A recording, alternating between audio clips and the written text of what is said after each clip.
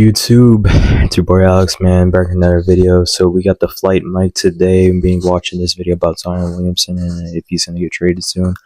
I honestly think he needs to get traded soon. I mean, I think his time in New Orleans is just about over. I mean, I don't know what else he could expect is gonna happen out of this, because all his career has just been so far is just injury ridden and just drama filled. So hopefully he can find a new start.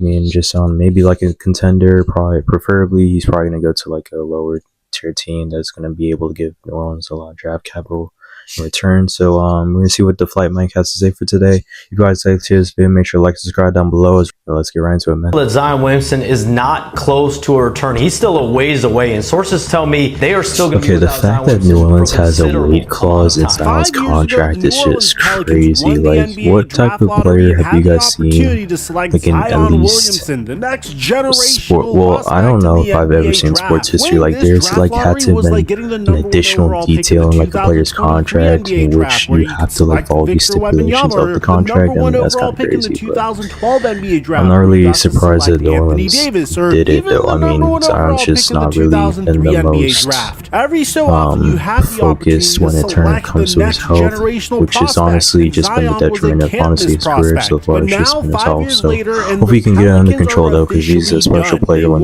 he's focused, for sure. There's multiple sources confirming it. So before we get to the content, make sure you drop like, subscribe, and turn on our notifications to get the latest and greatest NBA news to your devices. And now that we got all that out of the way, cue the intro.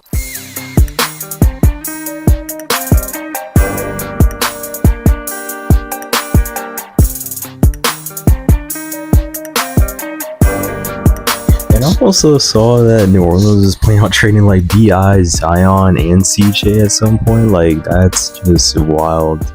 We made money. They're planning on giving away like the majority of their entire core.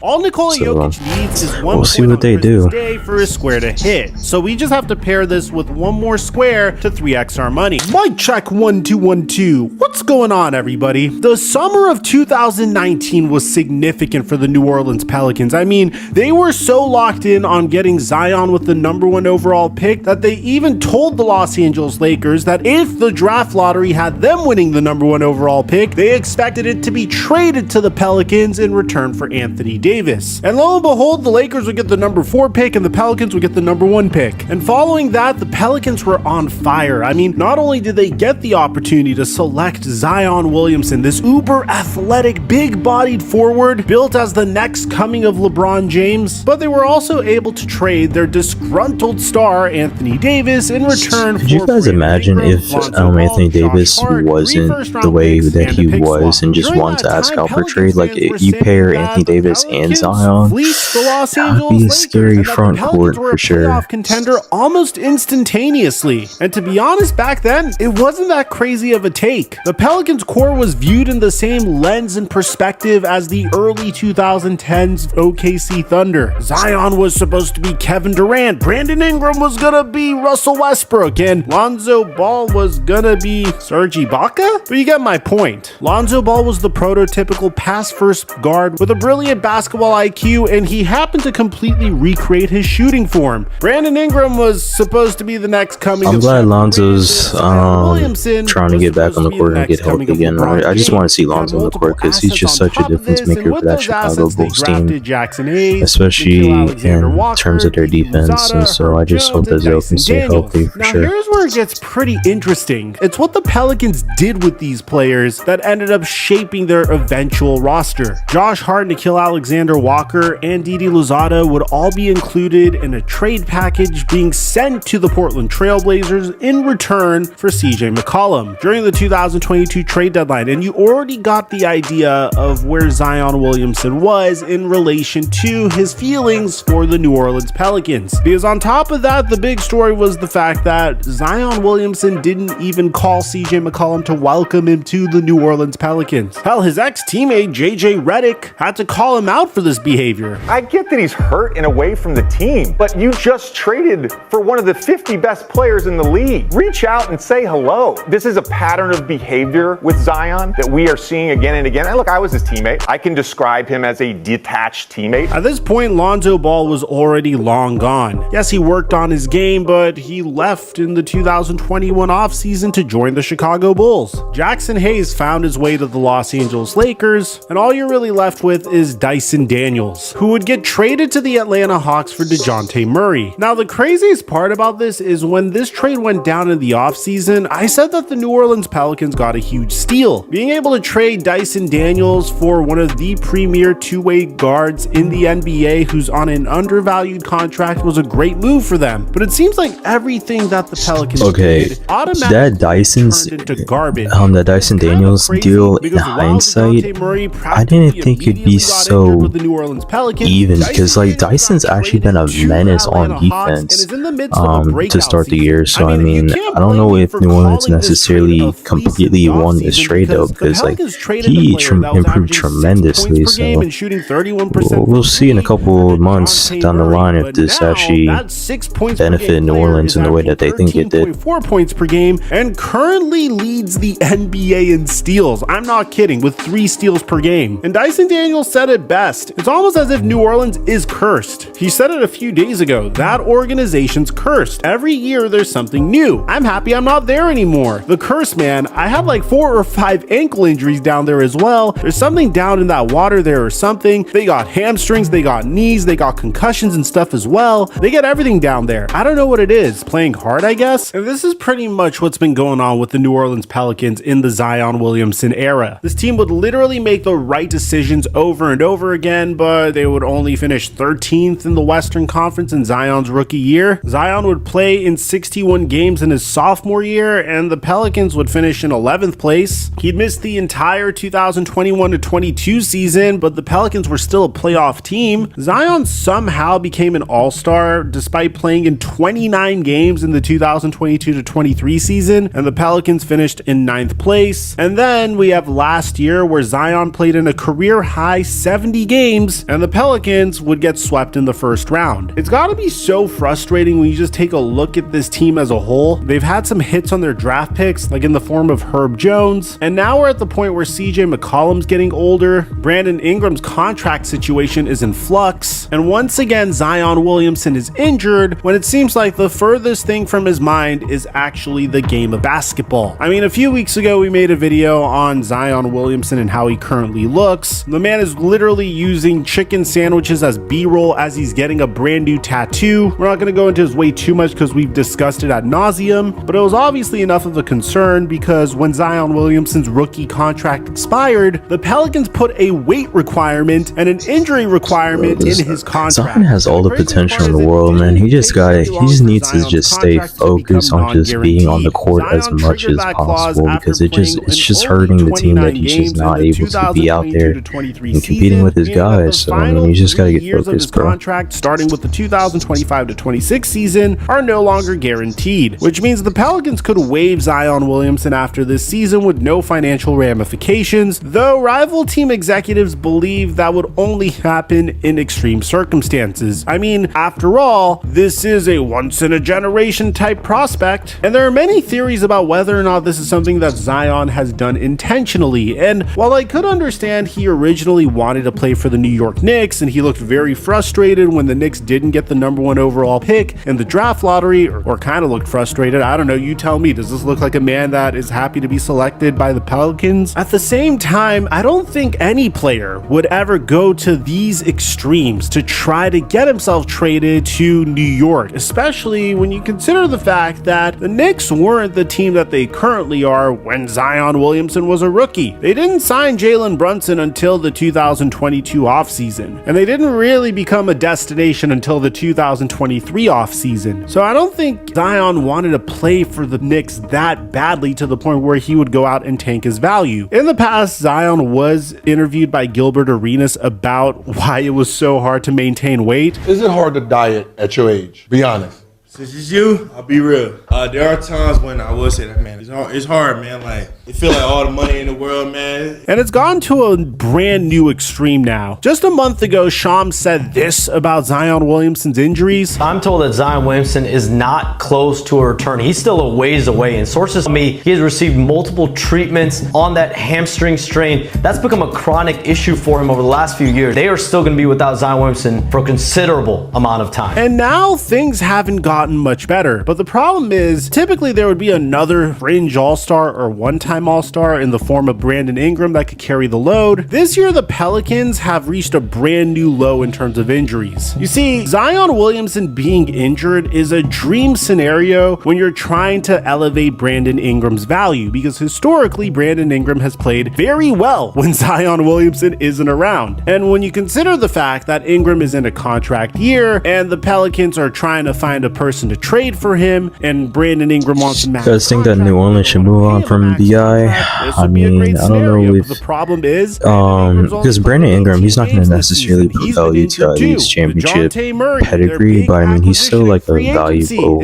or somewhat valuable piece that you can move in order to get at least some draft picks or some players back that you can then move again in a future trade down the line if New Orleans continues to struggle. So it'll be interesting to see what they do with him, but yeah, I don't think that he's probably going to be in their foreseeable future at this rate if this Zion Williamson saga continues to stretch out the way that it's playing out. So it'll be interesting to see what happens. Swap for the very strong 2025 NBA draft, and they opted to defer to next year, which is what you should do. But if they didn't do that, then they would have been in prime position to draft Dalton Connect, which would have been fantastic for them this year. And it's moves like this that put the Pelicans in the situation that they're in now. They are stuck with a bunch of star players whose value completely deteriorated, and the worst part of all is this is a team that needs to be sellers at the trade deadline. They need to blow it up. There is no hope for them this season anymore. They're currently 5-22. If you go on the Pelicans official injury report, Zion Williamson is expected to be out until December 30th. Brandon Ingram is expected to be out until January 3rd. But hey, at least they got DeJounte Murray back, I guess, right? I mean, he's been around for the last 4 games, contributing to their 4 L's in a row. But the worst part of all about all this is there's really a question about how much Zion loves the game of basketball. I mean, yes, he's only played in 6 games, and yeah, if you take a look at his numbers, you'd say, Mike, he's averaging 23 points and 8 rebounds and 5 assists per game, while shooting 45% from the field and 33% from 3. What's the problem? The thing is, when you're a player like Zion Latif Williamson, and you only average about 1 3-pointer a game, which means most of your points come from the paint, and you've shot 59% from the field throughout your career, 45% from the field is terrible. On top of this, he's averaging the most turnovers he's ever had throughout his career. That combined with the fact that there's just way too much ground to make up for the Pelicans this season with all their injuries, and the only logical conclusion is to tank for Cooper Flagg,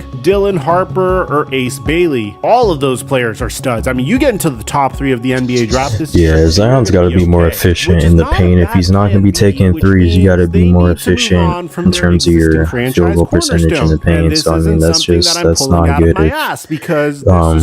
If you're a New Orleans Pelicans fan, just watch him just be this inefficient from the field goal. So something's definitely wrong with Zion. So he definitely needs to take a step back and say, hey, do I seriously love the game basketball anymore? If I'm just not going to be able to play to the level that I know that I can play at consistently. So younger gems, and you would to have that reflection, bro. Gems that includes Zion or Brandon Ingram or DeJounte Murray, maybe. The 3 players that are untouchable here are Herb Jones, Yves Missy, and Trey Murphy. Word is that the Pelicans are essentially open to trade pitches for pretty much anyone else on the roster apart from those 3 amid a 5-22 start and more injury woes than even Philadelphia. The Pelicans have built their roster around Williamson and Ingram, 2 players who have hardly played as running mates. The pair has played in just 159 games together of a possible 499 thanks to varying injuries. And this is where it gets really interesting, because you would think that teams would be lining up to trade for Zion Williamson, but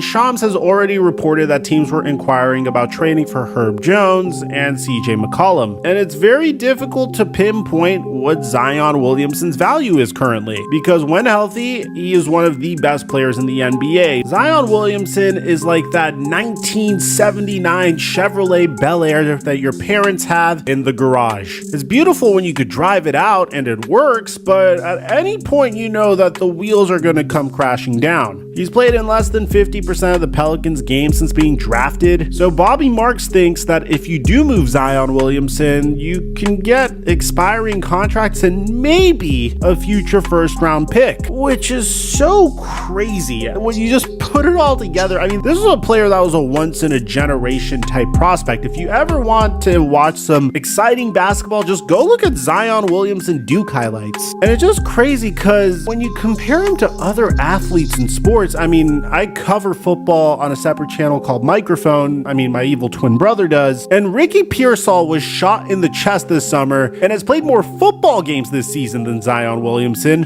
It's just absolutely crazy. So Bobby Marks pitches one very intriguing team, but it only works if Zion Williamson's value is truly what he says it is. If you're looking for that next superstar that maybe has that upside, I think Williamson could be that guy if he's healthy. Bro, like everybody's trying to go to Golden State. That's just so crazy. It's just like, give out and trade. Andrew Wiggins. I guess Golden State has the pieces in order to make these work. Because first is Jimmy Butler, now it's Zion. So it's just like, and then we're gonna I guess they have the pieces available in order to get these players. So it's just really interesting to see. If you don't have to give up and you're looking for that potential all-star out there on a low risk there. Look, if this is a Pelicans team that is truly done with Zion Williamson, this isn't a player that's going to fetch you multiple first-round picks. There's just way too much baggage that comes with trading for Zion Williamson. Ironically, Zion Williamson's value reminds me of another former #1 overall pick that had some bright moments, but eventually got labeled as a bust and was traded to the Golden State Warriors.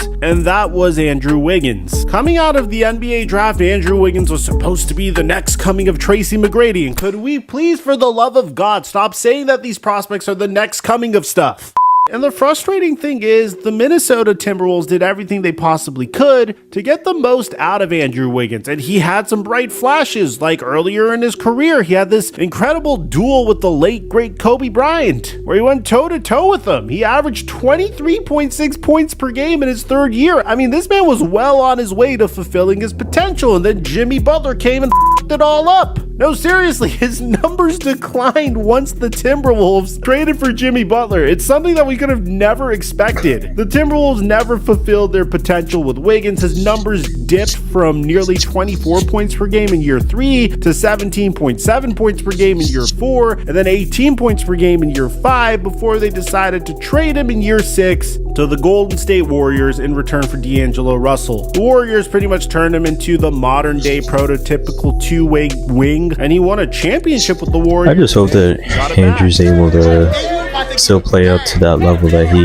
was at, like that earlier 21, on that 21 age.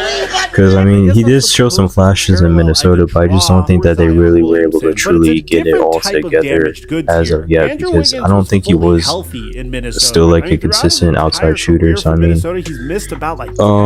still think that he has potential in the NBA though to be at least a good 3-and-D piece for Golden State. But it'll just be interesting to see if he's at least able to live up to some of the #1 draft potential that he had, #1 pick draft potential that he had back in 2015. And get D'Angelo Russell. They had to give up Andrew Wiggins. 2014, I forget the year, bro. It's around the year 2014, 2015. I'm pretty sure it's 14, but yeah. Gauging Zion Williamson's value here, and it gets way worse. If you want to dive into his weight issues, then we have a completely separate video on it. We have separate videos on his crazy personal escapades with the women that he likes to go out with. It seems like he's not locked in on basketball at all whatsoever. I'm gonna leave some videos for you guys in the end screen. I'll meet you guys there. Aside from that, I'm your boy Mike. I'm dropping our mic until our next upload.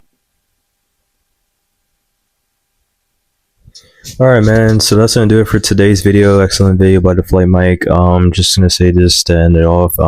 Just hope Zion's able to stay on the court and stay healthy, because if he is, he's at least like a top 20, at least a top 25 player in the NBA. I mean, he's just absolutely a monster in the paint, but he just needs to be able to stay focused and just stay on the court.